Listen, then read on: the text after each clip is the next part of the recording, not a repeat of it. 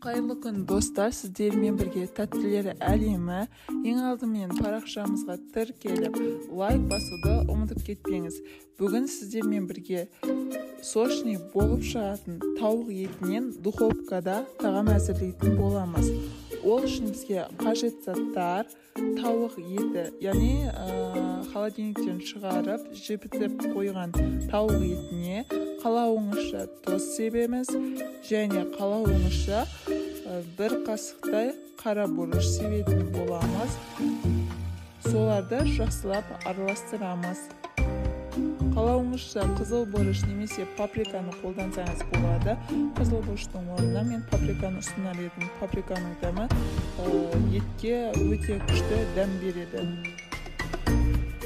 Бүкілін жақсылап араластырып, соңынан 2 қасық, ас қасық майонезді қосып, араластырып аламыз. Жақсылап еттеріне бүкіл дәмдегіштер сіңу үшін 2 қолыңызбен жақсылап араластыратын боламыз.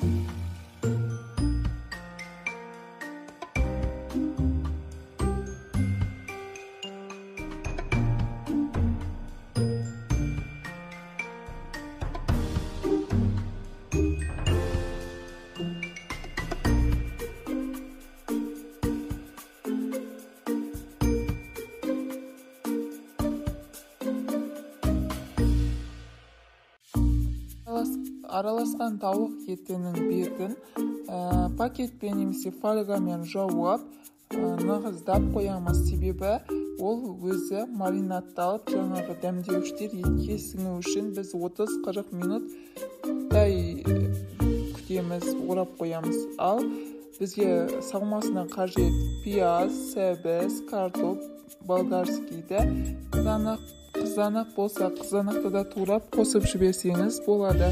Бүкіл майдалап, әдемілеп тураймыз.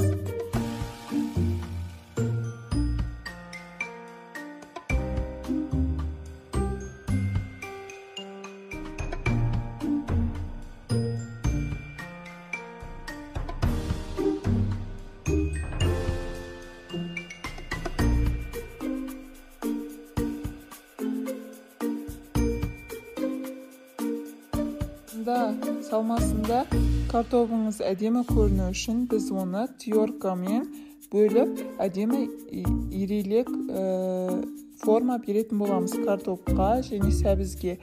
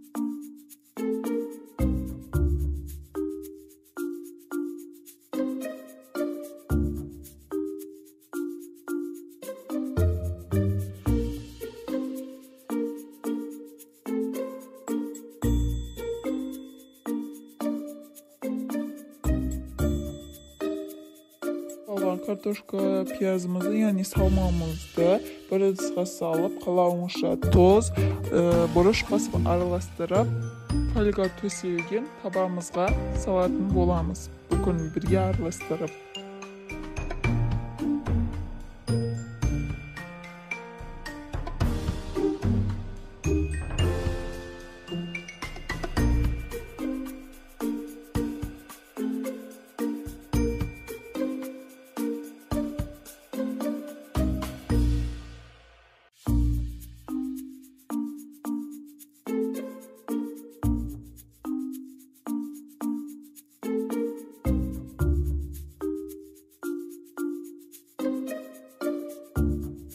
маринадталған тауық етімізге ашып томат пастасын қосып тағы бір рет араластырып жаңағы салмамыз салынған табаның бетіне тауық етін қоятын боламыз.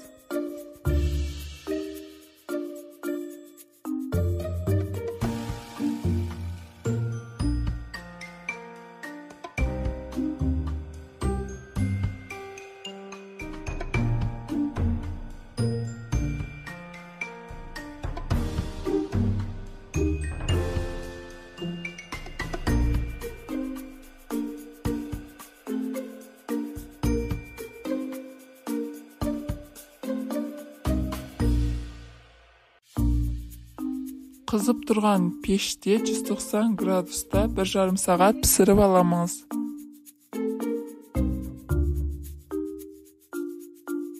Болған салмамыздың бетін фольгамен жауды ұмытпаймыз. Ол жұмсақ болып пісуіне көмектеседі.